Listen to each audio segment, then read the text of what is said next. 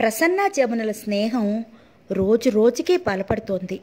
ఇంత తియ్యటి స్నేహం స్నేహితురాలు లేదా స్నేహితుడు మనకి కూడా ఉంటే బాగుండును అనిపిస్తోంది. మన స్నేహితుల్ని వెంటనే కలవాలని చాలా బలంగా అనిపిస్తోంది.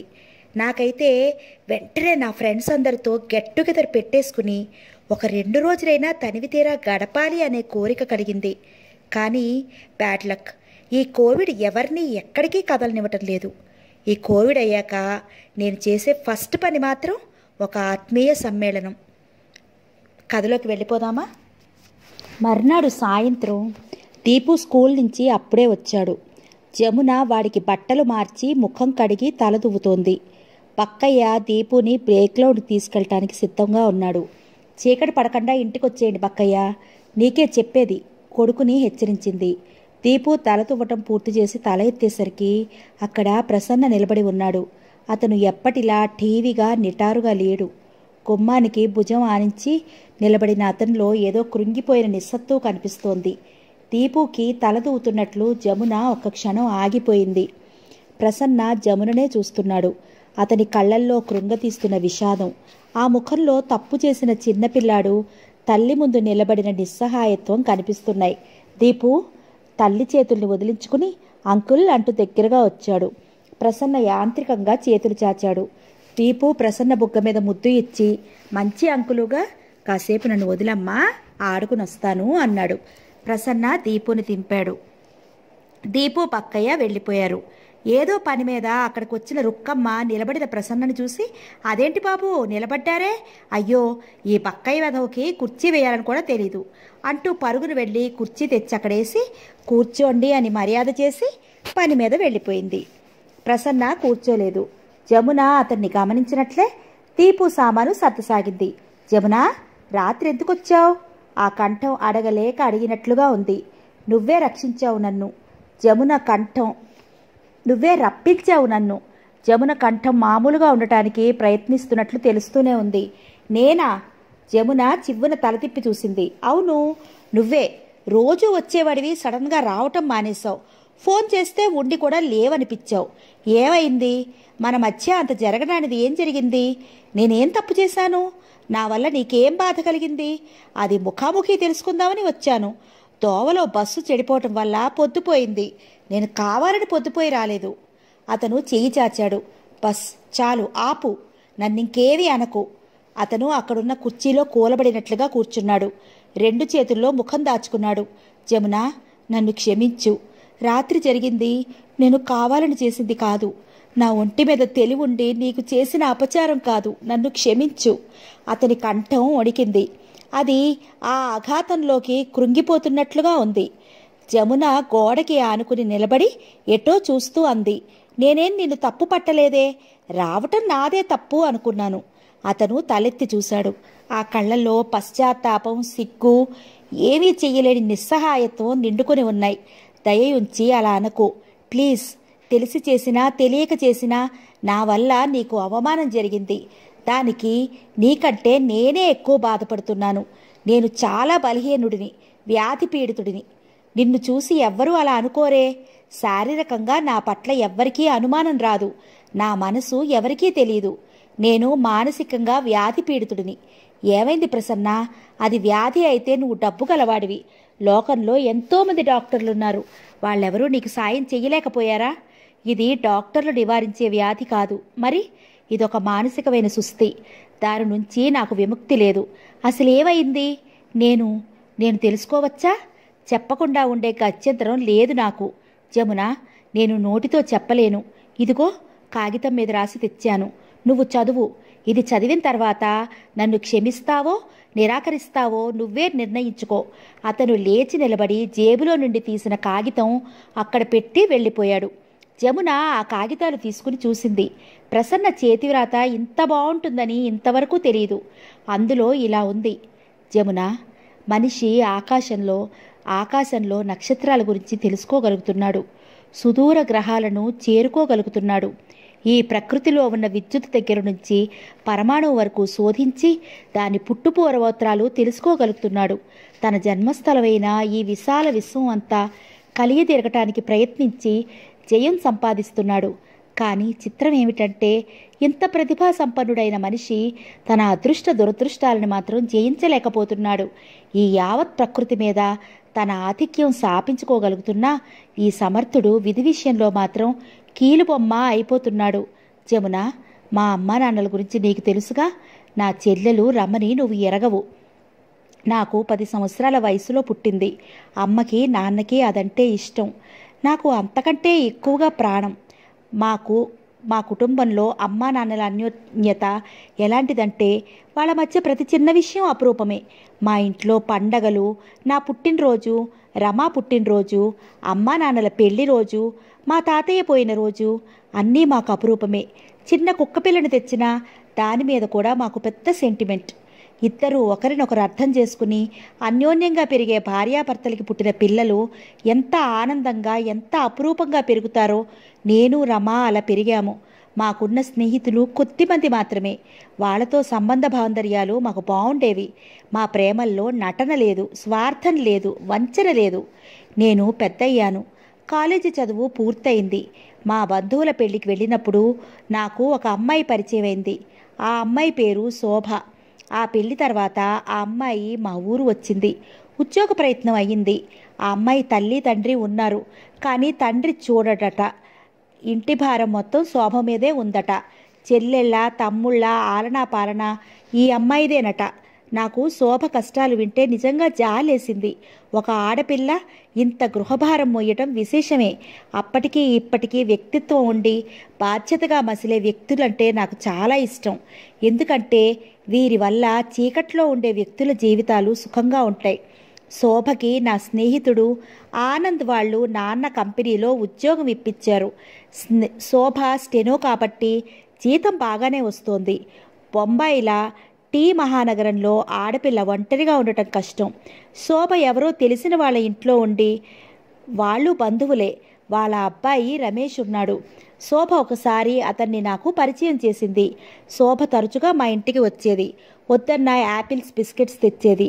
మా అమ్మ దగ్గర అతి వినయంగా ఉండేది. అమ్మ లేనప్పుడు నాతో చనువుగా ఉండేది. తర్వాత చాలా పశ్చాత్తాపడుతున్నట్లు ఉత్తరాలు రాసేది. రాను రాను శోభ నాకు దగ్గర కాసాగింది. నేనంటే తనకి ఉన్న ఇష్టం చాలా అందంగా చెప్పేది. వయసులో ఉండి ఆకర్షణ దీపానికి శలభంలా పరుగు తీస్తే ఏ యువతీ యువకులైనా ఎలా ప్రవర్తిస్తారో మేము అలాగే సంచరించాం. దానిలో కొత్త లేదు, విచిత్రమూ లేదు.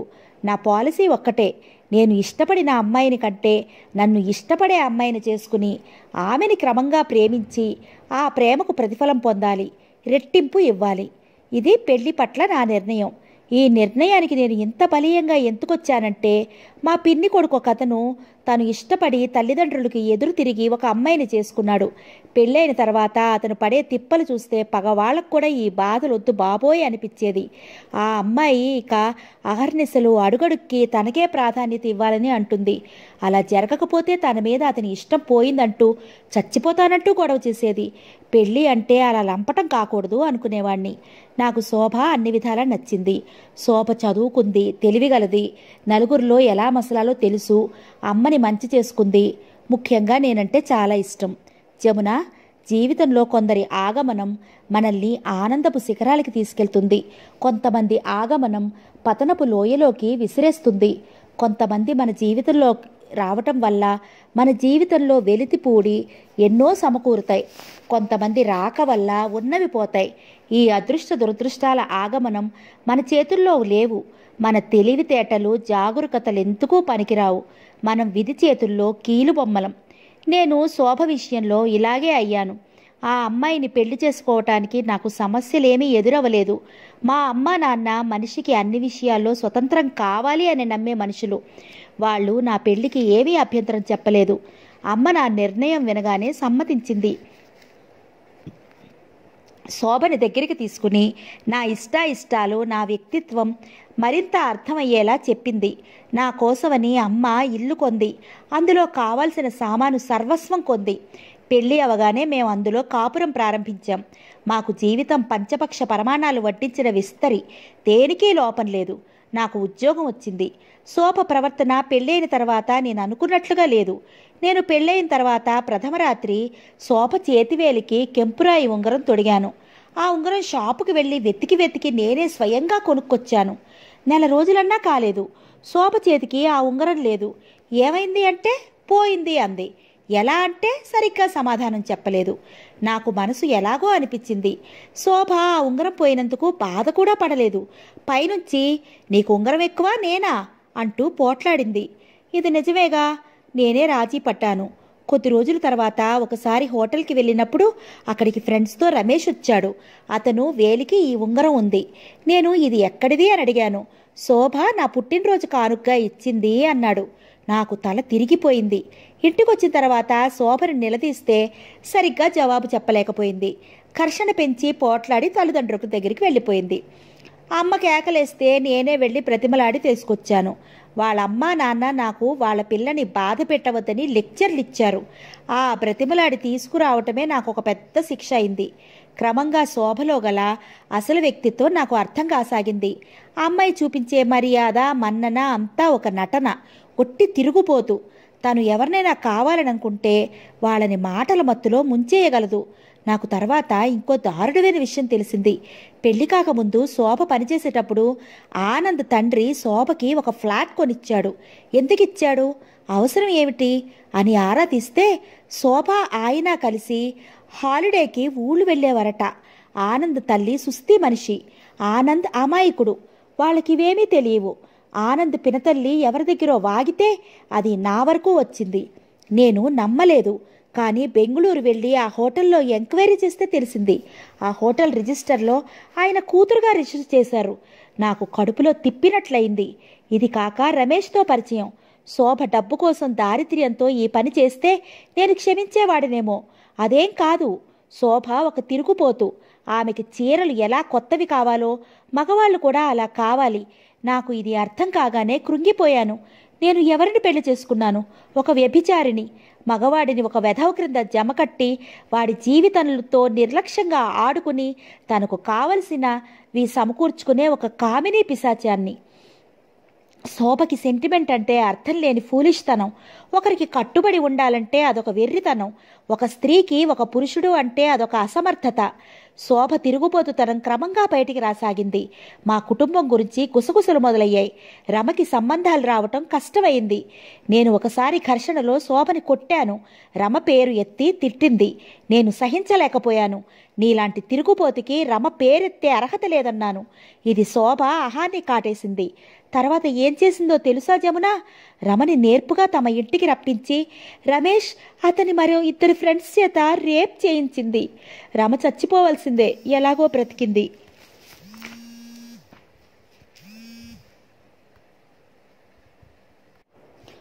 ఏనాడు పరుషంగా కనీసం ఒరే అని కూడా పిలవని అమ్మ నన్ను తిట్టరాని తిట్లు తిట్టింది. నాన్న నన్ను ఇంట్లోంచి వెళ్ళిపోమని అరిచాడు. నేను నా ఇంటికి వచ్చాను. శోభ ఊరు వెళ్ళింది. ఎవరితోనో నాకు తెలుసు. శోభని పట్టుకుని చంపాలనిపించింది. కానీ తమాయించుకున్నాను. శోభని చంపితే తనకి ప్రాయశ్చిత్తం జరగదు. ఇంకేదైనా శిక్ష వేయాలి. చూసావా, చీమకి కూడా అపకారం తలపెట్టని నేను ఎంత క్రూరంగా ఆలోచిస్తున్నానో. స్త్రీని గౌరవంగా చూసే నేను ఎంత పతనానికి దిగజారేనో. శోభ వచ్చింది. తనకేం తెలియదని రమేష్ని దుమ్మెత్తిపోసి వగలాడి శోకాలు పెట్టింది. నేను శోభని భరిస్తున్నాను. ఈ కామినీ పిశాచికి ఎలా తెలివి తెప్పించాలి, లేకపోతే ఎలా శిక్షించాలి? నా బుర్ర పగిలిపోతోంది. మళ్ళీ మాట వచ్చింది. అమ్మ పేరు రమ పేరు ఎత్తవద్దన్నాను. ఎత్తావంటే చంపేస్తానన్నాను. నేను ఆఫీస్కి వెళ్ళాను. అమ్మ రమ నా కోసం వచ్చారు. అమ్మ జరిగింది మర్చిపోవటానికి మళ్ళీ నన్ను దగ్గరికి తీసుకోవటానికి ప్రయత్నం చేస్తోంది. నా వల్ల తప్పేం లేదని డాడీకి నచ్చ చెబుతోంది. డాడీ ఒక్కసారి మాట్లాడితే చాలు అని ఎదురు చూస్తున్నాను. ఎందుకంటే ఆయన తిరస్కారం నేను తట్టుకోలేకపోతున్నాను. శోభ ఇంట్లో ఉందని తెలియక అమ్మ రమ వచ్చారు. అమ్మ అర్జెంటుగా మాట్లాడాలి అని ఆఫీసులో చెప్తే నేను ఆ ఇంటికి వెళ్ళాను. ఇంట్లో డాడీ ఒంటరిగా ఉన్నారు. డాడీ నాతో మాట్లాడారు. ఆయన నన్ను క్షమించారు.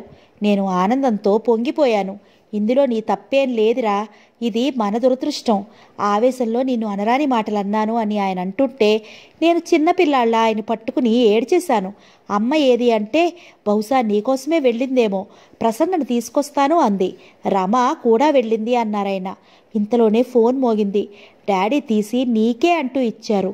నేను వెళ్ళి తీస్తే పనికుర్రాడు ఇంట్లో కిరసనాయిలు ఒలిగి అంటుకుందిట, గది నిండా మంటలట. వాడు ఏడుస్తూ చెప్పాడు. నేను డాడీ పరిగెత్తాం. అప్పటికే ఇరుగు పొరుగు వచ్చారు. గది తలుపులు విరక్కొట్టాం. లోపల మంటల మధ్య అమ్మ రమ సజీవ దహనం అవుతున్నారు. ఇంతలో ఫైర్ ఇంజన్స్ వచ్చాయి. అమ్మని రమని హాస్పిటల్లో చేర్పించాం. అమ్మ ప్రాణాలు హాస్పిటల్కి వెళ్లే లోపలనే అంతమైపోయాయి. రమకి కొన ఊపిరి ఉంది. రమ, ఈ ప్రమాదం ఎలా జరిగిందమ్మా అన్నాను. అన్నయ్య, వదిన అమ్మ పోట్లాడుకున్నారు. వదిన కిరసనాయిలు తెచ్చి మా మీద పోసింది. అగ్గిపుల్ల గీసి పడేసి తలుపులు వేసేసి వెళ్ళింది. పోలీసులు వచ్చారు.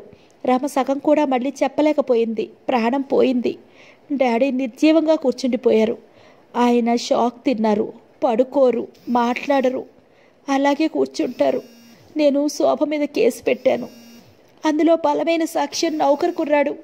వాడు కోర్టులో మాకు వ్యతిరేకంగా సాక్ష్యం చెప్పాడు. మా అమ్మ రమ కలిసి శోభని చంపుదామని చూశారట. ఆ ప్రమాదంలో శోభ తప్పించుకుంది. వాళ్లే బలయ్యారు. నేను వాడిని కొట్టబోతుంటే జడ్జి కళ్ళెర్ర చేశాడు. శోభ ఏడుస్తూ తన కాపురం పెళ్ళైనప్పటి నుంచి ఇలాగే ఉందని చెప్పింది. పేపర్లలో శోభకి తప్పిన వరకట్నపు చావు అంటూ వార్తలు వచ్చాయి. శోభ పేపర్ వాడని బాగానే పట్టుకుంది. నా ఫోటో వేశారు. నన్ను తిడుతూ ఉత్తరాలు వచ్చాయి. అన్యాయం జరిగింది నాకు. కానీ శోభకి అందరి సానుభూతి. తెలివితేటలంటే ఇలా ఉండాలేమో. అలా ఉన్నవాళ్లే ఈ లోకంలో చెయ్యరాని తప్పులు చేసి కూడా పెద్ద మనుషులుగా చలామణి అవుతుంటారేమో. వారం రోజులు కూడా తిరగకుండానే డాడీ హార్ట్అటాక్తో పోయారు. ఒక వారంలో 3 ఆత్మీయులను పోగొట్టుకున్న దురదృష్టవంతుడిని నేను. శోభ విడాకులకి కేసు పెట్టింది. ఇచ్చేశాను. నా డబ్బులో చాలా భాగం తనకి వెళ్ళింది. శోభ రమేష్ని పెళ్లి చేసుకుంది. నా చేతకానితనం, నా అసమర్థత, శోభని ఏమీ చెయ్యలేక ప్రతీకారంతో మండుతున్న నా మనసు నన్ను చిత్రహింస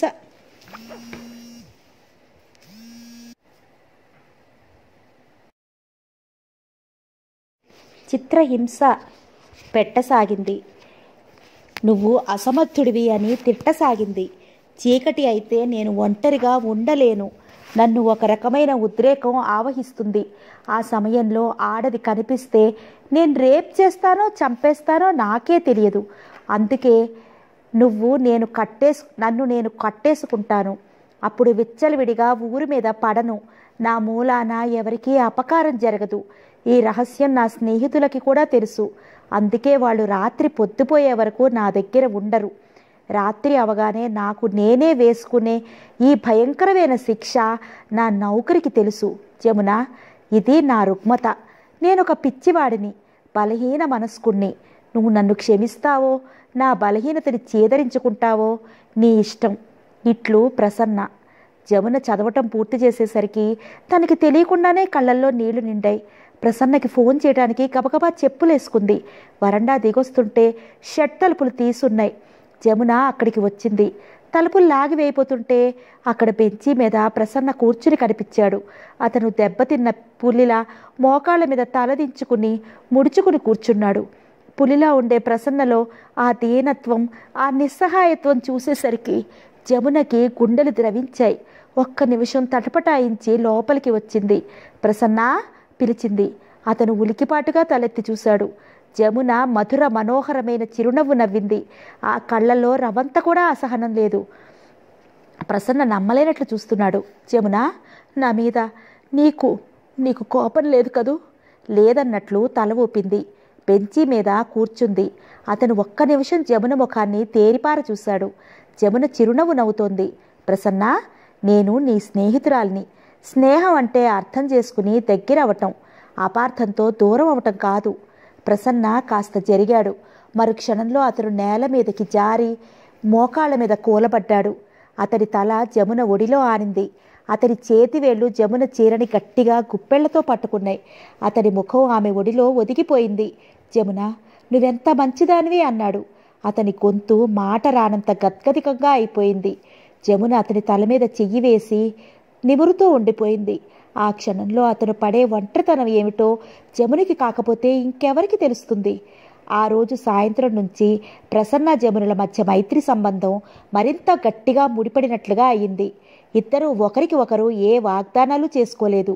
అయినా ఎల్లవేళలా ఒకరు ఏదైనా పని చేస్తే ఇది ఇంకొకరికి ఏ విధంగా ఉపయోగపడుతుంది అనే వారిద్దరి మధ్య ఉన్న చిన్ననాటి మైత్రి కోనసీమలోని తియ్యటి కొబ్బరి నీళ్ళలా, గోదావరి నది మీద నిండు జాబిలి కిరణాల వెలుగులా, మనోహరంగా ఏటి ఒడ్డున విరగబూసి అందాలు విరచిమ్మే నీటి పూలులా స్వచ్ఛందంగా నానాటికి కొత్త అందాలని విరజిమ్ముతూ ఒకరి జీవితంలో ఒంటరితనం మరొకరి మూలంగా దూరం అయ్యేలా చేయసాగింది. ప్రసన్న మనసు ఎంతసేపు జమున ఇంటి పరిస్థితిని ఆర్థికంగా ఏ విధంగా మెరుగుపరచాలి అనే ఆరాటపడుతోంది. జమున మనసు ఎల్లవేళలా ప్రసన్న మనసులో ఉన్న ఒంటరితనం ఏ విధంగా తరిమి కొట్టాలా అని ఆలోచిస్తూ ఉంటుంది. ప్రసన్న నేర్పుగా, మెల్లగా, క్రమపద్ధతిగా జమున చీరల అద్దకం వ్యాపారం విస్తృతపరిచే విధం అమలులోకి తెస్తున్నాడు.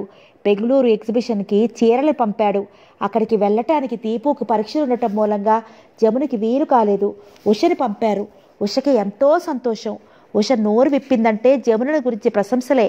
ప్రసన్న తన పనులు పూర్తి అయిన తర్వాత ఏ కాస్త సమయం దొరికినా వచ్చి జమున ఇంట్లో గడిపేవాడు. ఆరుబయట నవారు మంచం మీద ప్రసన్న దీపుని దగ్గరగా కూర్చోపెట్టుకుని కబుర్లు చెప్తుంటే జమున ఆ ఇద్దరికీ భోజనాలు కంచాల్లో పెట్టి అక్కడికే తెచ్చేది. నువ్వు కూడా తిను జమున, రుక్కమ్మ వడ్డిస్తుందిగా అంటే తల అడ్డంగా తిప్పుతూ ఉమా ఇష్టమైన వాళ్ళకి దగ్గర కూర్చుని కొసరి వడ్డించి భోజనం తినిపించడంలో ఉన్న తృప్తి స్త్రీకి ఎంత ఆనందం ఇస్తుందో నీకు తెలియదు అంటుండగానే జమున కళ్ళు పరధ్యానంగా అయిపోయాయి. ప్రసన్నకి పెరుగు వడ్డిస్తున్నదల్లా అలాగే మధ్యలో ఆ పని మర్చిపోయింది. చిత్తరువుల శూన్యంలోకి చూస్తూ నిలబడిపోయింది. మమ్మీ పెరుగేయ్! దీపు అరవటంతో ఉలిక్కిపాటుగా ఈ లోకంలోకి వచ్చింది. జమున మాట్లాడుతూ అలా అప్పుడప్పుడు ఈ పరిసరాలని, ఇక్కడున్న వ్యక్తులని మర్చిపోయి ఏదో లోకంలోకి వెళ్ళిపోయినట్లు నిలబడిపోవటమో, మౌనంగా ఉండిపోవటమో తరచుగా చూస్తూ ఉండటం ప్రసన్న గమనిస్తూనే ఉన్నాడు. ఒకరోజు మధ్యాహ్నం వేళ ఇలాగే కూర్చుని ఉన్నప్పుడు పోస్ట్లో ఒక పార్సిల్ వచ్చింది. జమున సంతకం పెట్టి తీసుకుంది. దీపు పేరిట వాళ్ళ డాడీ పంపిన బొమ్మల పుస్తకాలవి. అక్కడే ఉన్న ప్రసన్న ఫ్రమ్ అడ్రస్ చూశాడు. సిద్ధార్థ, కేర్ ఆఫ్ ఆ బుక్ షాప్ ఉంది. డాడీ నాకు పుస్తకాలు పంపారు, మా డాడీ నాకు పుస్తకాలు పంపారు. దీపు వాటిని చూసి సంతోషంతో ఇల్లంతా గంతులు వేశాడు. అంకుల్ ఎంతో బాగున్నాయి కదూ అంటూ చూపించి మురిసిపోయారు. మమ్మీ నేనిప్పుడే నా ఫ్రెండ్ రాజుకి చూపించొస్తాను అంటూ జమున పిలుస్తున్నా వినిపించుకోకుండా ఎదురింటికి పరిగెత్తేశాడు. జమున అక్కడ కూర్చుని కొత్త రకాల డిజైన్స్ వచ్చిన చెక్కల్ని రంగులో ముంచి పట్ట మీద వేసి వాటి పనితనం పరీక్షిస్తోంది. జమున, ప్రసన్న పిలిచాడు. ఒక మాట అడగనా? ఏమీ అనుకోగా? అడుగు, నువ్వేదడిగినా నేనేమీ అనుకోను. దీపు తండ్రి దేశపు సరిహద్దుల్లో ఉన్నారని అన్నావుగా, మరి మెడ్రాస్ నుంచి ఈ పుస్తకాలు ఎలా వచ్చాయి? జమున తలెత్తి చూసింది. టేబుల్ ఎదురుగా ప్రసన్న ప్యాంట్ జేబుల్లో చేతులు పెట్టుకుని జముననే తేరిపార చూస్తున్నాడు. అతని కళ్ళల్లో స్నేహ పిచ్చలత్వం చూసిన జమున అతనికి అబద్ధం చెప్పలేకపోయింది. ఆ పుస్తకాలు దీపు డాడీ పంపలేదు. అతను ఆశ్చర్యపోయాడు. మరి? అతని కనుబొమ్మలు కొద్దిగా ముడిపడ్డాయి. ప్రశ్నార్థకంగా చూశాడు. దీపు తన తోటి పిల్లల వాళ్ళు తల్లిదండ్రులు ఏవేవో తెస్తున్నారని గొడవ చేస్తుంటే వాడి బాధ చూడలేక నేనే మెడ్రాసులో ఉన్న ఆ పుస్తకాల షాపుకి ఉత్తరం రాసి డబ్బు పంపాను. ఆ కార్డు జత చేయాలని కోరాను. దీపుకి ప్రేమతో డాడీ అని రాసిన వాక్యాలు నావే. జమున తగ్గు గొంతుతో అంది. అయితే దీపుకి డాడీ? ఆ ప్రసంగం వద్దు ప్రసన్న, ప్లీజ్. నీకు ఇంకా అర్థం కాలేదా? అది చెప్పగలిగిన విషయం అయితే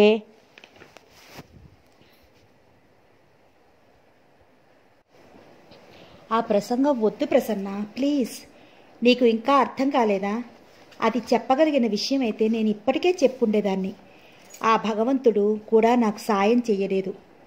అలాంటి దురదృష్టం. నాకు ఎంతో సుఖంగా ఉండాల్సిన జీవితం నాది. చేయని తప్పుకి శిక్ష అనుభవిస్తున్నాను. ఒక్కోసారి దీపును చూస్తుంటే. జమున టేబుల్ మీదకి వంగి చేతుల మీదకి ముఖం ఆనించి ఏడ్చేసింది. జమున ప్లీజ్. అతను జమునను ముట్టుకోలేదు. కానీ ఆ మాటల్లో అంతకంటే ఎక్కువగా దగ్గరికి తీసుకుని ఓదార్చిన ఆత్మీయత ఉంది. అదుగో దీపు వస్తున్నాడు, ప్రసన్న హెచ్చరించాడు. జమున చప్పున లేచి కొంగుతో గట్టిగా కళ్ళు తుడుచుకుంది. దీపు తండ్రి ఫోటో దగ్గరికి పరిగెత్తాడు. థ్యాంక్ యూ డాడీ, పుస్తకాలు బాగున్నాయి. చప్పున ఫోటో దగ్గరికి వంగి మేజర్ దుస్తుల్లో ఉన్న ఆ యువకుడి బుగ్గ మీద ముద్దు పెట్టుకున్నాడు. దీపు ఆనందాన్ని జమున, ప్రసన్న ఇద్దరూ మూగగా చూస్తూ ఉండిపోయారు.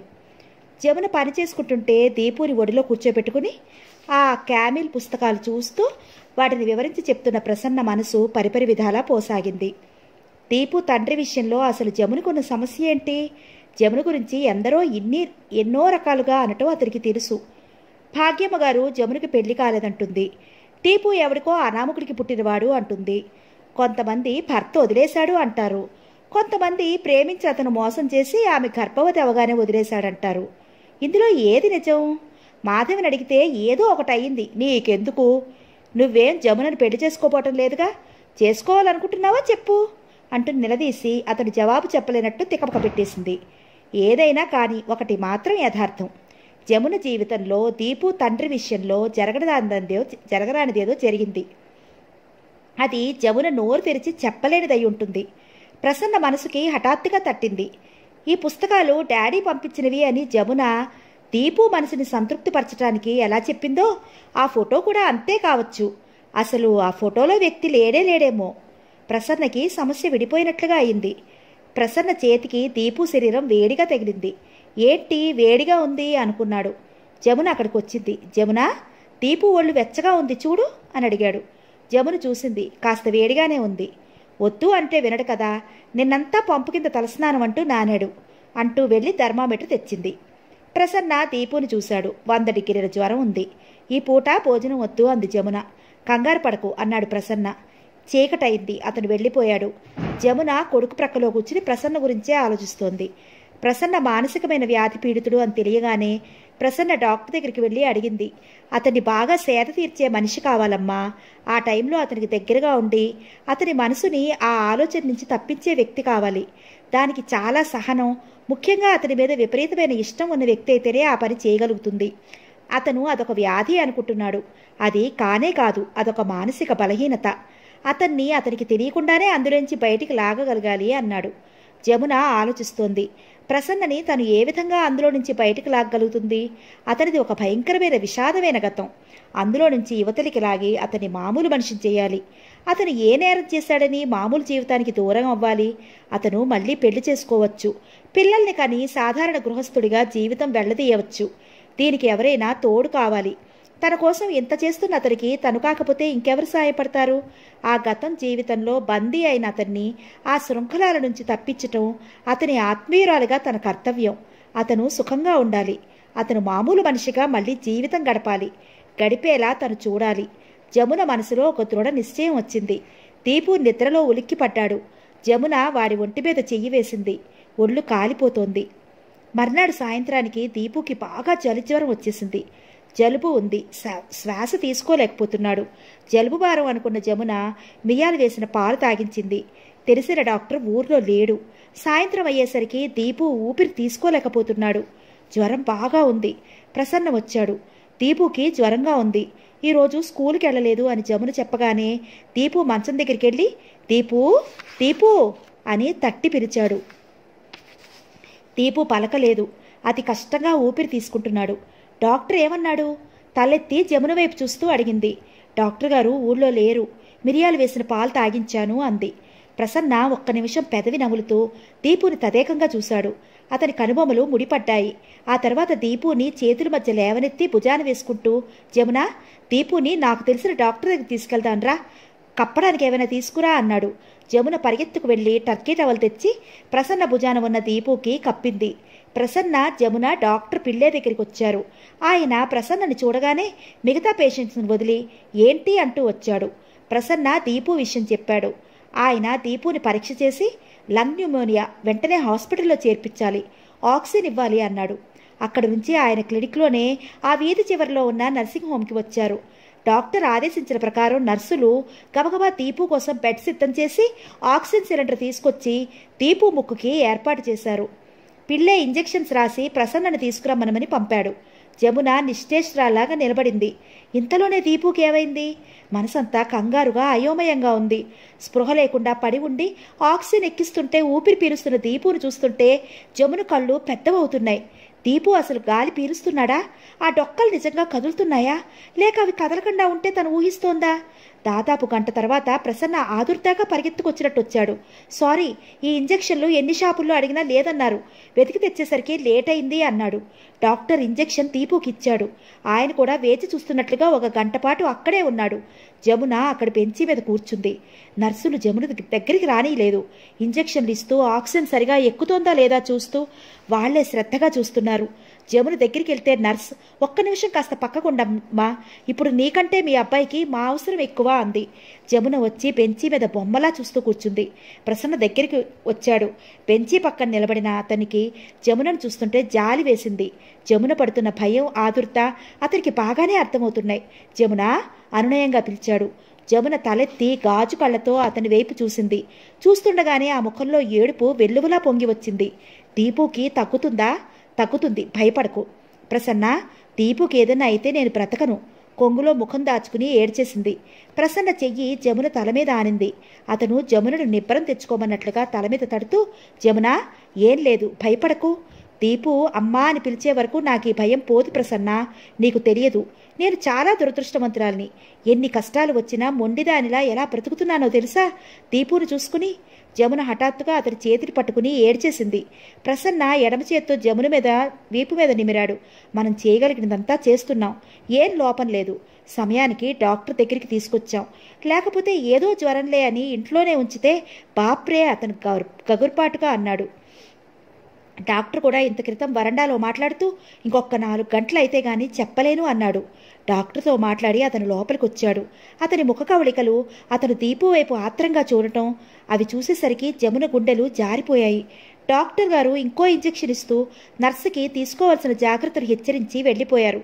ఆయనని ఉండమన్ను ప్రసన్న దీనంగా భయంగా చూస్తూ అంది. జమున, ఎవరు ఉండి చేయగలిగింది ఇంకేమీ లేదమ్మా, మందులిచ్చాం, పనిచేస్తాయిలేండి అంది నర్సు. ప్రసన్న అప్పుడు వచ్చి జమున ప్రక్కన నిలబడ్డాడు.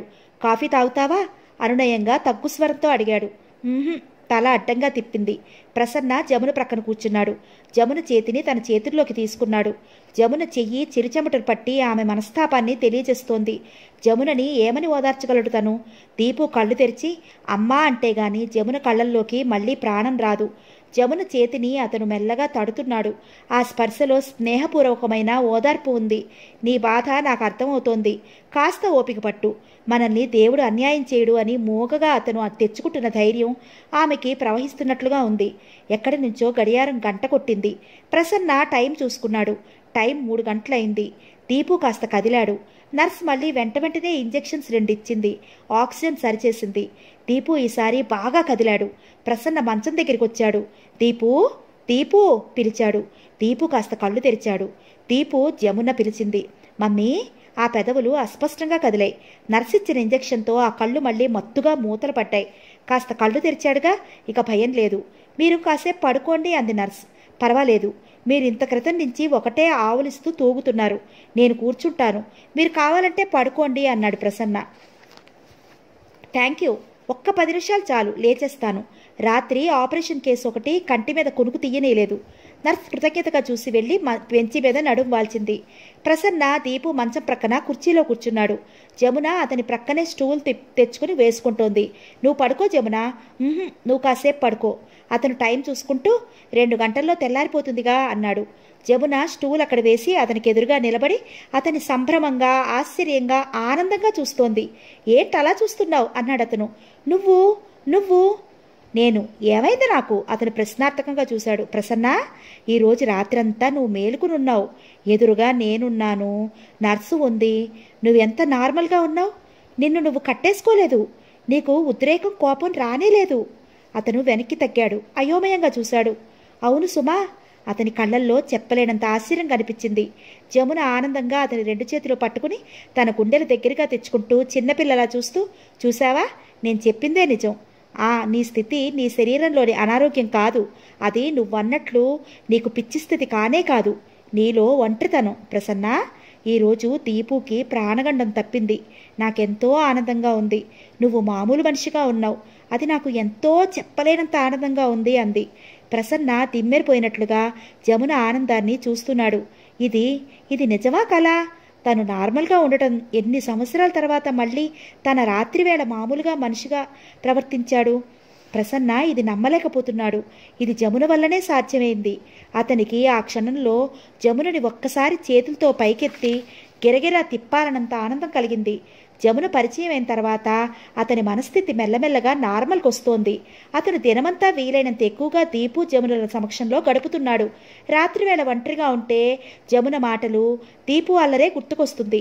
అతను వాళ్ళ దగ్గర లేక వాళ్ళిద్దరూ తనతోనో ఉన్నట్లు అనుభూతి కలుగుతుంది. ఆ రోజు జమున వచ్చిన తర్వాత అతని మనసులో ఇంకో పిరికితనం బయలుదేరింది. మళ్ళీ ఎప్పుడైనా జమున ముందు అలా ప్రవర్తిస్తానేమో అనే వెరపు మొదలైంది. ఈ రోజు ఈ రాత్రంతా జమునతో ఒంటరిగా ఒకే బెంచి మీద పక్కన కూర్చుని గడిపాడు. ఎదురుగా యవ్వనంతో పిటపిటలాడుతున్నట్లుగా ఉన్న నర్సు ఉంది. అయినా అతనిలో మృగం తలెత్తలేదు. వాళ్ళని చంపాలని అతనికి ఉద్రేకం రాలేదు. తనని లొంగతీసే ఆ స్థితి ఈరోజు పరాజయం చెందినట్లుగా తన దరిదాపులకి రాలేదు.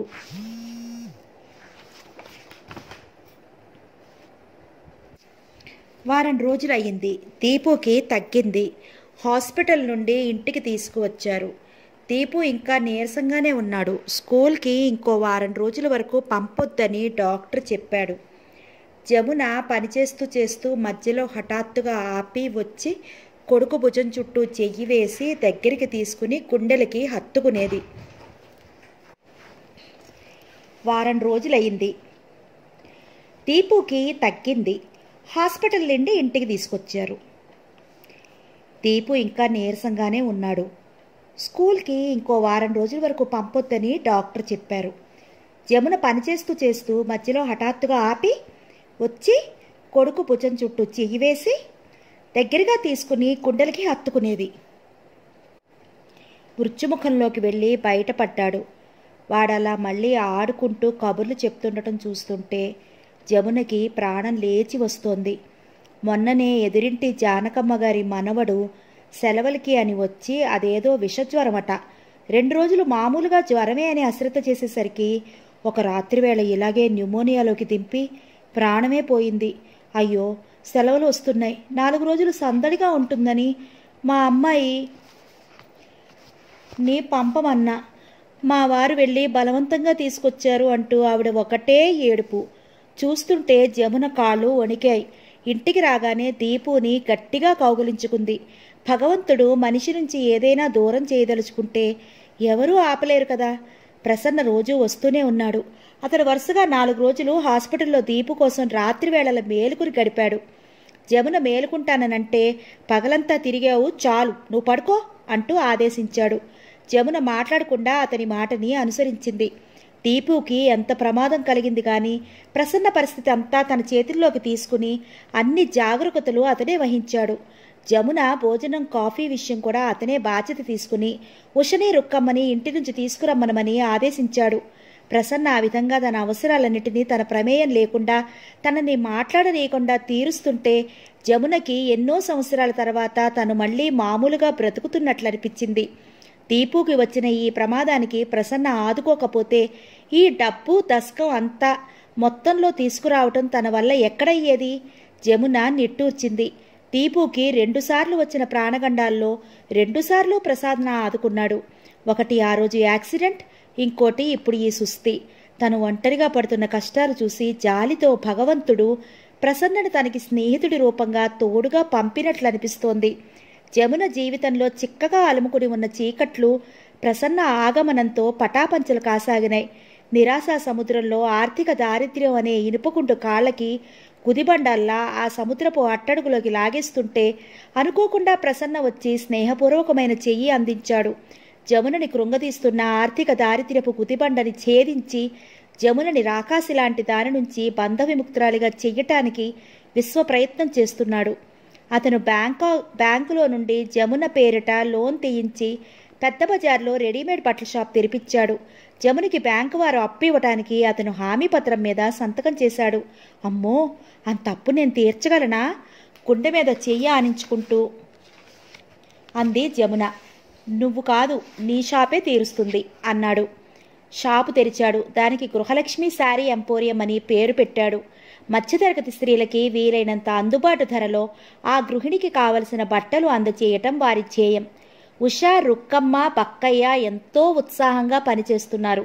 షాపులో మొట్టమొదటి బిల్లు ప్రసన్న కొనుగోలు చేశాడు.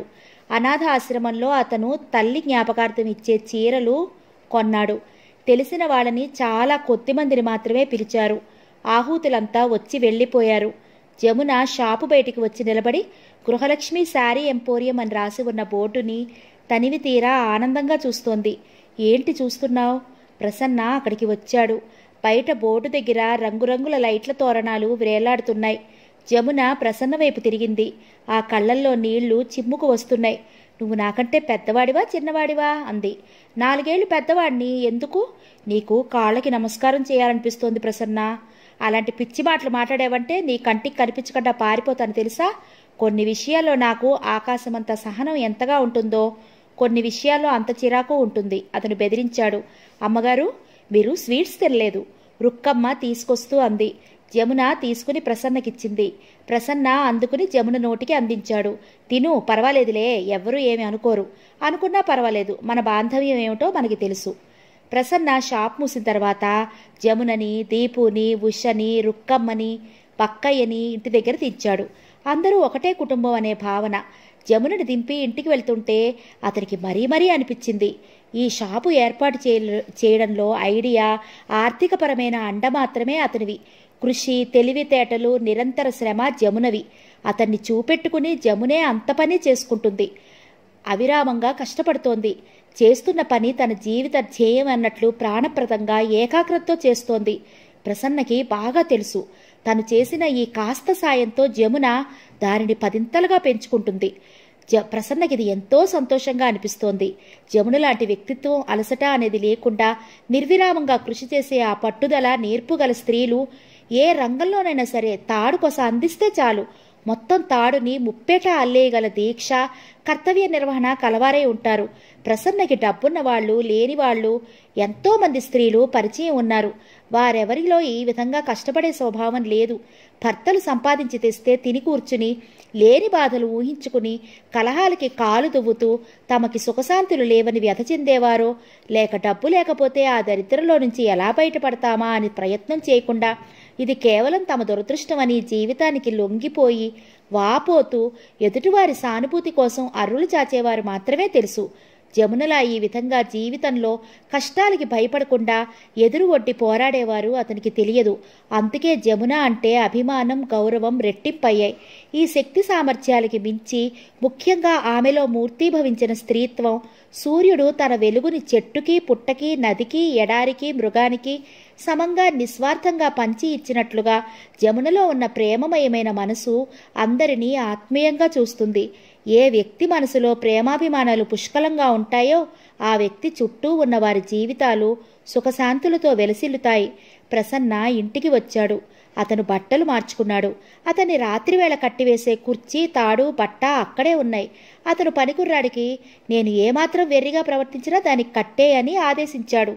కానీ దీపుని హాస్పిటల్లో చేర్చిన రోజు నుంచి దాని అవసరమే రాలేదు. దీపు ఇంటికొచ్చిన తర్వాత జమున తెరవబోయే ఈ షాపు విషయం, అహర్నిశలు దాని గురించే ఆలోచన. ప్రసన్న బట్టలు మార్చుకుని వచ్చి మంచం మీద పడుకున్నాడు. అతని మంచం ప్రక్కన టేబుల్ మీద ఒక ఫోటో ఉంది. అది ఈ మధ్యనే దీపు పుట్టినరోజున తీసింది. ప్రసన్న దీపు నెత్తుకుని కేక్ ముక్క తినిపిస్తున్నాడు. జమున పక్కన నిలబడి నవ్వు ముఖంతో చూస్తోంది. అతను ఎంతో ఇష్టంగా ఆ ఫోటోను చూస్తున్నాడు. తన ముఖంలో ఆనందం అతనికే వింతగా ఉంది. ఇంకా నాలో ఆనందం అనుభవించే సున్నితమైన మనసు ఉందా అనిపించసాగింది. మొన్న వచ్చిన ఒక దూరపు పరిచయస్తుడు ఆ ఫోటో చూసి మీ అబ్బాయా అని అడిగాడు. కాదు, నా స్నేహితుడి కొడుకు అని చెప్పాడు. ఆయన వెళ్ళిన తర్వాత ఆ ఫోటో చూశాడు. ఆయన మీ అబ్బాయా అని అడగటం గుర్తొచ్చింది. హౌ ఐ విష్ ఇట్ అనుకున్నాడు నిట్టూరుస్తూ. మర్నాడు జమున ప్రసన్నని త్వరగా రమ్మనమని ఫోన్ చేసింది. ఎందుకు అడిగాడు. పనుంది, నన్ను దీపుని నువ్వు ఒక చోటుకి తీసుకెళ్ళాలి. ఎన్ని గంటలకు రమ్మంటావు? 6 గంటలకి. ప్రసన్న సాయంత్రం 6 గంటలకు వచ్చాడు. దీపు, జమున రెడీగా ఉన్నారు. వెంట చిన్న బుట్టలో పళ్ళు, పువ్వుల దండలు, కొబ్బరికాయలు రెడీగా ఉన్నాయి. గుడికా అడిగాడు. అవును. అతను ఒక క్షణం తటపటాయించాడు. నేను గుడికి వెళ్ళను జమున, నా కోసం రావాలి ప్లీజ్. నాకిష్టం. నీ నమ్మకాలతో పని లేదు. ఇది నీకోసం నువ్వు చేస్తున్న పని కాదు. నాకు ఇష్టమైన పని నా కోసం చేస్తున్నావు, సరేనా? సరే పద. అతను దీపు నెత్తుకుని బయలుదేరాడు. ముగ్గురు గుడికి వచ్చారు. జమున కొబ్బరికాయలు దండలు ఇచ్చి పూజ చేయించింది. గంట కొట్టి దండం పెట్టింది. దీపు గంట కొడతానంటే ప్రసన్న ఎత్తుకుని చేత్తో పట్టుకుని కొట్టించాడు. పూజ అయిన తర్వాత జమున ఒక్క నిమిషం కూర్చోవాలి, కూర్చో అంది. ముగ్గురు కూర్చున్నారు. జమున కొబ్బరి చిప్ప కొట్టబోతే అది పగల్లేదు. ప్రసన్న అది అందుకుని కొట్టి ముక్కలు చేశాడు. జమున దీపుకి ప్రసన్నకి ఇచ్చి తను తీసుకుంది. దేవుడికి ఏం కావాలని కోరుకుని దండం పెట్టావు అడిగాడు. ఏదీ కావాలని కోరుకోలేదు. నీలాంటి చల్లటి స్నేహితుడిని నాకు ప్రసాదించినందుకు కృతజ్ఞతలు తెలియజేసుకున్నాను. మరి నీకొచ్చిన కష్టాల మాట ఏంటి? ఇది నా పూర్వజన్మ ఫలం కావచ్చు. జమున ఎటో చూస్తూ అంది. జమున కళ్ళల్లో విషాదమైన నీలి నీడలు తారట్లాడటం గమనించాడు. నేను గుడికి వచ్చి ఎన్ని సంవత్సరాలైందో అంది. ఎందువల్ల రావటం మానేశావు అడిగాడు. నా జీవితంలో ఒక అవాంఛనీయమైన సంఘటన జరిగింది. దాన్ని తట్టుకోవడానికి కొన్ని సంవత్సరాలు పట్టింది. దాని బాధ మూలంగా నాకు నిత్య జీవితంలో నేను చేసే చాలా పనుల పట్ల ఉత్సాహం నశించిపోయింది. ప్రసన్న, నేను నీకు కృతజ్ఞతలు తెలియజేయాలి. చాలా రోజుల తర్వాత నేను మళ్ళీ మామూలు మనిషిలా ప్రవర్తిస్తున్నాను. జమున అన్న చివరి మాటలు వినగానే అతని కళ్ళల్లో ఆనందం తళుక్కుమంది. జమున, కృతజ్ఞతలు ఎవరికి తెలియజేస్తారో తెలుసా? ఎవరికి? మనకు సాయపడిన పరాయి వాళ్ళకి. నేను నీ స్నేహితుణ్ణి. స్నేహితుడు పరాయివాడవడుగా. జమునకి ఆ గుడి ప్రాంగణం, అతని సమక్షం ఎంతో హాయిగా సేద తీరుతున్నట్లుగా అనిపిస్తున్నాయి. జమున, ప్రసన్న గుడి ఆవరణలో నుంచి నడిచి బయటకు వస్తున్నారు. ఇద్దరి మధ్య దీపు ఒక చేత్తో ప్రసన్న చెయ్యి, మరో చేత్తో తల్లి చెయ్యి పట్టుకుని కబుర్లు చెప్తూ నడుస్తూ వస్తున్నాడు. ఇంతలో ఇద్దరు ఆడవాళ్లు వాళ్ళ ప్రక్క నుంచి లోపలికి వెళ్లారు. జమున వాళ్ళకి తెలుసు. జమున ఉంటున్న ఇంటాయన మేనలుడు, అతని ఫ్రెండును. జమున గురించి రకరకాల పుకార్లు వాళ్ళు విని ఉన్నారు. జమున ప్రసన్నతో కలిసి వెళ్తుంటే వెనక నుంచి వ్యంగ్యంగా, ఆహా, చిలక కొత్త పెట్టను పట్టినట్టుంది అన్నాడు. అవును, షాపు కూడా తెరిచాడట అన్నాడు. ఏంటో ఆ ఇంట్రెస్ట్? ఏముందిరా, ఆడా మగ? అతను కిసుక్కున నవ్వాడు. ఆ మాటలు వినగానే జమున ముఖం బాధతో రక్తవిహీనమైంది. ముందుకి నడుస్తున్న ప్రసన్న దీపు చెయ్యి వదిలించుకుని గిరుక్కున వెనక్కి తిరిగాడు. రెండంగల్లో వెళ్ళి వారిలో ఒకటి కాలర్ పట్టుకుని, ఏమిట్రా వాగావు అంటూ చెంపల మీద ఈడ్చి ఎడా పెడా కొట్టాడు. అనుకోని ఈ దుమారానికి వాళ్ళు దిమ్మెరిపోయారు. రాస్కెల్! ప్రసన్న ఇంకొకటి జుట్టు పట్టుకుని వంచి వీపు మీద పిడిగుత్తులు వేశాడు. ఏమైంది ఏమైంది? గుడికొచ్చిన మిగతా వాళ్ళు పోగయ్యారు. ఒక ఆవిడ మెట్టికలు విరుస్తూ, మా పేరు చెప్పి ఇంకో 2 గుత్తులు వేయిన ఆయన ముదనష్టపాళ్ళు, గుడికి నేను మా అమ్మాయి వస్తుంటే ఎంత వాగుడు అని అంది. ప్రసన్న అతని కాళ్ళు పట్టుకోబోతుంటే ఒక పెద్ద ఆయన వచ్చి విడదీశాడు. పోనీండి సార్, ఇప్పుడు వదలండి, బుద్ధి వచ్చి ఉంటుందిలేండి. ఏమయ్యా, మీకేం పని లేదా అంటూ వాళ్ళని తిట్టాడు. జమున ఇంటికి వచ్చేసింది. ఈ పూట ఎత్తుకోగానే జమునికి చాలా సంతోషంగా ఉంది. ఎన్నో సంవత్సరాల తర్వాత తనని అవాకులు చవాకులు వాగుతూ అవమానపరిచి హేళన చేసే లోకానికి ముఖం పగలగొట్టి బుద్ధి చెప్పే వ్యక్తి దొరికాడు. తన తరఫున నిలబడి వాళ్ళ నోళ్లు కట్టించాడు. జమునకి ఇది ఎంతో స్వాంతనని కలిగిస్తోంది. ఈ ప్రపంచంలో ప్రతి ఆడపిల్లకి తండ్రో, అన్నో, భర్తో ఎవరో, లేకపోతే కనీసం ఒక స్నేహితుడో అండగా ఉండాలి. లేకపోతే ఈ లోకం కాకుల్లా పొడుస్తుంది. నానా విధాలైన మానసిక చిత్రహింస పెడుతోంది. ఈ క్షోభ ఏమిటో పడిన వారికి మాత్రమే అర్థం అవుతుంది.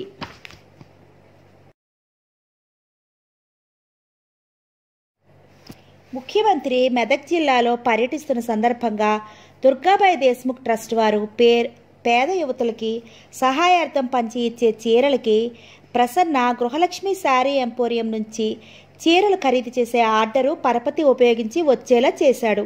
జమున ఆర్థికంగా ఎంత బాధగా ఉన్నా సరే తన దగ్గర నుంచి అయాచితంగా డబ్బు తీసుకోదని, ఈ డబ్బు విషయంలో ఆమెకి చాలా నియమనిష్టలున్నాయని ప్రసన్నకి జమున పరిచయమైన మొదటి రోజుల్లోనే తెలిసింది.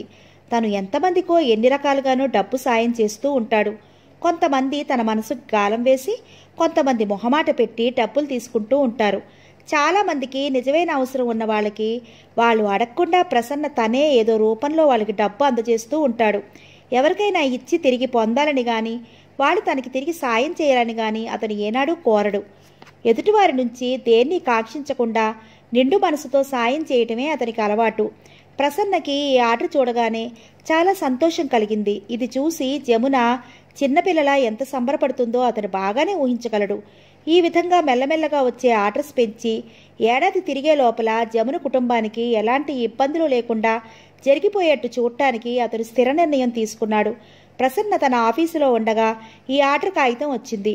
అతను వెంటనే చేస్తున్న పని ఆపేసి లేచి కుర్చీ వెనక తగిలించిన కోటు గబగబా వేసుకుంటూ మేనేజర్ని పిలిచి, నేను పనుండి వెళ్తున్నాను, బహుశా ఈ రోజుకి ఇక ఆఫీస్కి రాను, అవసరం ఏదైనా ఉంటే జమున గారి దగ్గర ఉంటాను, కబురు చేయి అంటూనే స్ప్రింగ్ డోర్ తీసుకుని వెళ్ళిపోయాడు. దోవలో పెట్రోల్ బంక్ దగ్గర ఆగి కారులో పెట్రోల్ పోయించుకున్నాడు. బ్యాంకుకు వెళ్ళి ఒక 2,000 డబ్బు డ్రా చేశాడు. ఈ పూట నుంచే పని ప్రారంభించాలి. టైం వ్యవధి అట్టే లేదు. 4వ తారీఖు సాయంత్రానికి వాళ్ళకి చీరల మూటలు పంపిస్తానని అతను హామీ ఇచ్చాడు. వెంటనే ఇప్పుడే జమునను తీసుకుని వెళ్ళి కావలసిన బట్ట రంగులు ఇప్పించేయాలి. అతని కళ్ళ ముందు సుందర దృశ్యాలు ఎన్నో కదులుతున్నాయి. ఈ పని చిన్నదే అయినా, ఈ చీరలు సారెలు తన స్వభావానికి విరుద్ధమైన పనులే అయినా జమునతో కలిసి ఆలోచనలు పంచుకోవటం, ఆ పనులు చేయటంలో ఎంతో ఆనందం కనిపిస్తోంది. ప్రసన్న డ్రైవ్ చేస్తున్న కారు ఇంటి ముందుకొచ్చి ఆగింది. ప్రసన్న దిగి జమునా, దీపు అని పిలుస్తూ ఉత్సాహంగా లోపలికొచ్చాడు. అంకుల్! లోపల ఎక్కడో ఆడుకుంటున్న దీపు పరిగెత్తుకొచ్చాడు. మమ్మీ ఎక్కడా? త్వరగా పిలు, మంచి వార్త ఉంది చెప్పాలి. మమ్మీ లేదుగా, ఊరెళ్ళింది. ఊరా? ఏ ఊరు? ఎప్పుడెళ్ళింది? మెడ్రాస్, నిన్న సాయంత్రం. నిన్న సాయంత్రమా? అవును. మెడ్రాస్ ఎందుకు? ఏమైంది? అక్కడ మమ్మీ ఫ్రెండ్ ఉందిగా, ఆమెను చూడటానికి వెళ్ళింది. పాపం మమ్మీ ఫ్రెండ్కి ఒంట్లో బాగాలేదట. మమ్మీ ఫ్రెండా? ఎవరు దీపు? పేరేంటి? పేరా? నాకు తెలియదు. దీపు చేతులు తిప్పాడు. ఇంతలో రుక్కమ్మ అక్కడికొచ్చింది. రుక్కమ్మ, అమ్మగారు మెడ్రాస్ వెళ్ళిందంట, ఫ్రెండ్కి ఒంట్లో బాగాలేదట. ఎవరా ఫ్రెండు? పేరు తెలుసా? నాకు తెలియదు బాబు. అలాంటివన్నీ మాకెందుకు అంది రుక్కమ్మ. ప్రసన్న దీపుని దించాడు. షాపులో ఎవరున్నారు మరి అడిగాడు. ఉష ఉందిగా, పక్కయ్య తోడున్నాడు. దీపు ప్రసన్న చేయి పట్టుకుని గుంచుతూ, అంకుల్, షాపుకు నేను వస్తాను, ఉషక్క దగ్గర కూర్చుంటాను. మమ్మీ లేదుగా, నాకు తోచడం లేదు అన్నాడు. పద వెళ్దాం అన్నాడు. దీపుని తీసుకుని వెళ్తూ ఆగి వెనక్కి తిరగకుండానే, రుక్కమ్మ, అమ్మగారు ఎప్పుడు తిరిగి వస్తారని చెప్పారు? నాకు తెలియదు బాబు. ఒక క్షణం ఆగి అన్నాడు. నాకు చెప్పమని ఏమైనా చెప్పిందా? ఏమీ చెప్పలేదు. స్టేషన్కి ఎవరైనా తోడెళ్ళారా? ఎవ్వరూ వెళ్ళలేదు. ఎప్పుడు వెళ్ళినా ఆవిడ ఒక్కరే వెళ్తారు. ఎప్పుడు వెళ్ళినా అంటే ఈ ఫ్రెండ్ని చూడటానికి వెళ్తూనే ఉంటుందా? రుక్కమ్మ బియ్యం చెరుగుతూ, 2 నెలలకోసారి వెళ్తూనే ఉంటారు అంది. ప్రసన్నకి ఇది చాలా కొత్త విషయంలా ఉంది. దీపుని తీసుకుని బయలుదేరాడు. కారు డ్రైవ్ చేస్తున్నా అతని మనసులో లేదు. అతని ఆలోచనలు పరిపరి విధాలా పోతున్నాయి. జమున తను కలిసి ఇన్ని నెలల నుంచి గడిపారు. ఎన్నో గంటల సేపు కలిసి కూర్చున్నారు. ఇరువురు విషయాలు చనువుగా ఎంతగానో చర్చించుకున్నారు. ఇద్దరి మధ్య అసలు దాపరికమే లేనట్టుగా ఉన్నారు. అయినా జమున ఏనాడు చూచాయిగానైనా తనకో ఈ ఫ్రెండ్ ఉన్నట్టు గురించి చెప్పలేదే. దీపు ఏదో అడుగుతుంటే అతను యాంత్రికంగా జవాబు చెప్తున్నాడు. అతని చేతులు యాంత్రికంగా డ్రైవ్ చేస్తున్నాయి. కారు షాప్ దగ్గరికి వచ్చాగింది. ఉష షాపులో చీరలు అమ్ముతోంది. ప్రసన్నని దీపుని చూడగానే చిరునవ్వుతో ఎదురొచ్చింది. దీపుని దగ్గరికి తీసుకుంటూ, దీపు, పాలు తాగుతావా? హోంవర్క్ చేశావా అని అడిగింది. ఓ అన్నాడు. Deepu good boy. అమ్మ చెప్పినట్లు చక్కగా వింటాడు. అమ్మ ఏం చెప్పింది? తను ఊరు వెళ్ళి వచ్చే వరకు నువ్వేమీ గొడవ చేయకపోతే నీకు సైకిల్ కొనిస్తానంది కదా? అవును. జమున మెడ్రాస్ వెళ్ళింది. నాకేమన్నా చెప్పమనందా? అక్క నాకేం చెప్పలేదే అంది ఉష. ఎప్పుడొస్తుందో తెలుసా? సోమవారమా? అతను లెక్క చూసుకున్నాడు. నిన్న బయలుదేరింది, సోమవారం వస్తుంది. అంటే రాను పోను కలిసి 4 రోజులన్నమాట. ప్రసన్న జేబులో ఆర్డర్ కాగితం తీసి ఉష చేతికిచ్చాడు.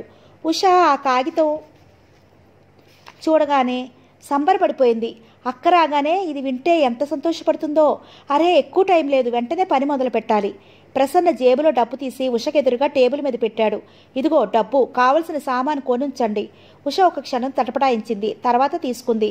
అక్క వచ్చే లోపల నేను బట్ట తెచ్చి దాన్ని తడిపి గంజి పెట్టి ఆరేసి ఇస్త్రీ చేయిస్తాను, రంగులు కలుపుతాను, డిజైన్స్ అక్క సెలెక్ట్ చేస్తుంది అంది. నేను వస్తాను దీపు, వెళ్తున్నాను అన్నాడు. సరే అంకుల్ అన్నాడు దీపు. అతను కార్ స్టార్ట్ చేస్తుంటే ఉష దీపుని ఎత్తుకుని టాటా చెప్పించింది. ప్రసన్న తన ఆఫీస్కి తిరిగి వచ్చేశాడు. ఈరోజు యజమాని ఇక రాడని వచ్చిన ఫ్రెండ్స్తో కులాసాగా కబురు చెప్తున్న మేనేజర్ ప్రసన్న రాక చూసి ఉలిక్కిపడ్డాడు. ప్రసన్న ఎటూ చూడలేదు. సరాసరి తన గదిలోకి వెళ్ళిపోయాడు. అతను కుర్చీలో కూర్చుని సిగరెట్ తీసి వెలిగించాడు. అతని మనసు ఇంకా పరిపరి విధాలా పోతోంది. నిన్న సాయంత్రం తన కంపెనీ తరఫున ఒక అర్జెంట్ మీటింగ్ ఉంటే వెళ్ళాడు. ఉదయం జముడు దగ్గరికి వెళ్ళాడు. కానీ జముడు సాయంత్రం వెళ్తున్నట్టు చెప్పనే లేదు. అదే అతనికి ఆశ్చర్యంగా ఉంది. ఒకవేళ అనుకోకుండా ఏ టెలిగ్రామ్ అయినా వస్తే వెళ్ళిపోయిందేమో. అందులో తప్పుగాని వింతగాని లేదు. ఆ ఫ్రెండ్ గురించి చెప్పేటంత సందర్భం రాకపోవచ్చు. అది పెద్దగా అనుకోవాల్సిన విషయం కాదు. కానీ దీపుని వదిలి వెళ్ళింది. దీపు ఇంకా బాగా నీరసం నుంచి కోలుకోలేదు. తనకి ఒక్క మాట కూడా చెప్పలేదు. అర్జెంటుగా వెళ్ళిందేమో. ఒక్క చిన్న వాక్యమైనా తనకు రాసి పెట్టకుండా వెళ్ళటం అతనికి విచిత్రంగా ఉంది. అతను తాను నిలవరించుకున్నాడు. జమున బహుశా అర్జెంటుగా వెళ్ళి ఉంటుంది. ఆ హడావుల్లో తనకి ఉత్తరం రాసిపెట్టి వెళ్ళటం మర్చిపోయి ఉంటుంది. అతని మనసు రాజీ పట్టం లేదు. తను ఎక్కడ ఉన్నా జమునికి అందుబాటులో ఉండేటట్టు ఫోన్ నెంబర్ ఇస్తాడు. నిన్న ఉదయం ఇచ్చాడు కూడా. అతను భుజాలు కుదించాడు. ఏంటో తను అనవసరంగా కాస్తని గంపత్తగా చేసి భూతత్వంలో నుంచి చూస్తున్నాడేమో. జమున వచ్చిన తర్వాత తను ఈ ఆలోచనలు విని విరగబడి నవ్వుతుంది. అది మాత్రం ఖాయం. తనని ఎవరైనా మోసం చేయవచ్చునేమో గాని జమున మాత్రం మోసం చేయదు. ఇది తన నమ్మకం. ఆ నమ్మకంతోనే తను జమున జీవితంలో ఇంత విడదీయలేని బంధంలా అల్లుకుపోతున్నాడు. ప్రసన్న తల పట్టుకుని టేబుల్ మీద వంగి మోచేతులు ఆనించుకుని కూర్చున్నాడు. అతనికి తలనొప్పి వచ్చేసింది. అతనిలో చిక్కి శల్యమయ్యి చావటానికి సిద్ధంగా ఉన్న ఒంటరితనం మళ్లీ ప్రాణం పుంజుకున్నట్లుగా ఉంది. జమున ఒక్క చిన్న మాట చెప్పి ఉంటే తనే స్టేషన్కి తీసుకెళ్లి రైలు ఎక్కించేవాడు. ఇదిగో మళ్లీ అదే ఆలోచన. 4 రోజుల తర్వాత ప్రసన్న ఉదయం వేళ ఇంట్లో కూర్చుని గడ్డం చేసుకుంటున్నాడు. ఇంతలో ఫోన్ మోగింది. అతను వెళ్లి తీశాడు. అవతల నుంచి జమున గొంతు పలికింది. హలో ప్రసన్న. జమునా? అతను గట్టిగా కేక పెట్టినట్లుగా పిలిచాడు. నేనిప్పుడే ఊరి నుంచి వచ్చాను. టెలిగ్రామ్ ఇస్తే స్టేషన్కి వచ్చేవాణిగా జమున. ఆ పేరుని ఎందుకో బిగ్గరగా పదే పదే పిలవాలనిపిస్తోంది. జమున నవ్వింది. ఆ నవ్వు కిలకిలా లేదు. చెప్పకుండా ఊరెళ్ళానని కోపం వచ్చిందా? ఇడియట్, ఎందుకలా చేశావు? కోపం కంటే ఎక్కువగా కంగారు పడ్డాను. నీ ఫ్రెండ్కి ఎలా ఉంది చెప్పు. కులాసాగానే ఉంది. నేను గడ్డం చేసుకుంటున్నాను. స్నానం చేసి 15 గంటలో నీ ముందుంటాను. పెట్టేస్తున్నా? సరే. జమునా? అతను మళ్ళీ పెద్దగా పిలిచాడు. పలికింది. నేను కాఫీ తాగి 4 రోజులయ్యింది. జమున మళ్ళీ నవ్వింది. ఈసారి కూడా ఆ నవ్వు ఫ్రీగా మనసారా నవ్వినట్లేదు. సరే, డికాషన్ వేసి రెడీగా ఉంచుతాను అంది. అతను అన్నట్లుగానే 15 గంటలో జమున ముందు నిలబడ్డాడు. ఆ రోజు ఆదివారం. జమున షాపుకి ఆఫీస్కి సెలవు. జమున కాఫీ కలుపుతోంది. అతను చేతులు కట్టుకుని వంటగది గుమ్మానికి భుజవానించి నిలబడి జముననే చూస్తున్నాడు. జమునని మళ్ళీ కళ్ళారా చూస్తుంటే అతనికి ప్రాణం లేచి వస్తోంది. ఈ 4 రోజుల నుంచి అతను పడిన ఆవేదన, ఒంటరితనం పటాపంచలైపోతున్నాయి. జమున కాఫీ తెచ్చి అతనికిచ్చింది. అతను తీసుకోలేదు. ఎందుకలా చేశావు అన్నాడు. ఏం చేశాను? తెచ్చిపెట్టుకున్న అమాయకత్వంతో చూసింది. ఏం చేశావా? చెప్పకుండా మాయమై నన్ను ఏడిపించావు. జమున నవ్వింది. నీకు పరీక్ష పెట్టాను. చెప్పి వెళ్తే ఇక నా గురించి ఆలోచించవు. నీ ఆఫీసు, నీ గొడవ, ఆ హడావుడి. చెప్పకుండా వెళ్ళాననుకో, నా గురించే ఆలోచిస్తావు.